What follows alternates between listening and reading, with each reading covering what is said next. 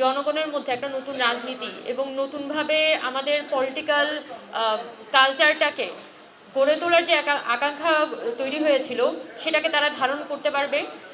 এবং একই সাথে এই অভ্যুত্থানের যে খুবই ইনেট বিষয় যে আওয়ামী লীগের বিচার থেকে শুরু করে আওয়ামী লীগের নিষিদ্ধের যে প্রসঙ্গ, সব কিছুকে খুবই বোল্ডলি পলিটিক্যালি তারা অ্যাড্রেস করবে। এটা বৈষম্য বিরোধী ছাত্র আন্দোলনের পক্ষ থেকে আমাদের এটা প্রত্যাশা থাকবে। তো এনসিপি যখন আত্মপ্রকাশ করে তখন কিন্তু তারা অনেক নতুন নারীদেরকে সামনে নিয়ে এসেছিল, যারা ইতোমধ্যে পলিটিক্যালি কানেক্টেড ছিল, তাদের সেক্টরে তারা অ্যাক্টিভিস্ট ছিল।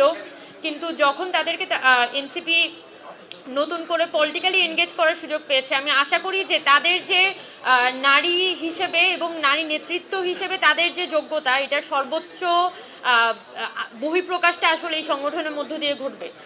এবং আমি এটাই প্রত্যাশা করব যে মানে বাংলাদেশে এতদিন পর্যন্ত যে আমরা একটা পচা গলা রাজনীতি দেখেছি, যে এখানে রাজনৈতিক সংগঠন মানেই বলা যায় তার আসলে কোনো ধরনের স্বচ্ছতা থাকবে না, এবং সেই সব ধরনের কি বলা যায় সব ধরনের জনবিরোধী কাজ করে তারা পার পেয়ে যাবে শুধুমাত্র তাদের দলবাজি এবং তাদের দেখা যায় নিজেদের কোরআনবাজি করে।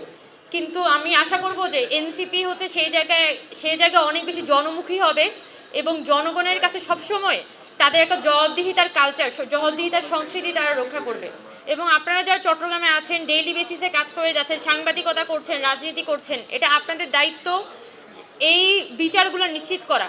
এবং কারা আসলে অনবরত এই আসামিদেরকে শেল্টার দিয়ে যাচ্ছে, কারা হচ্ছে যারা জনগণের উপর হামলা চালিয়েছিল, চট্টগ্রামে বহদ্দারহাটে, মুরাদপুরে যারা ছাত্রদের উপর হামলা চালিয়েছিল, তারা এখন তাদেরকে শেল্টার দিচ্ছে কারা, এটা তো আপনাদের সবারই জানা।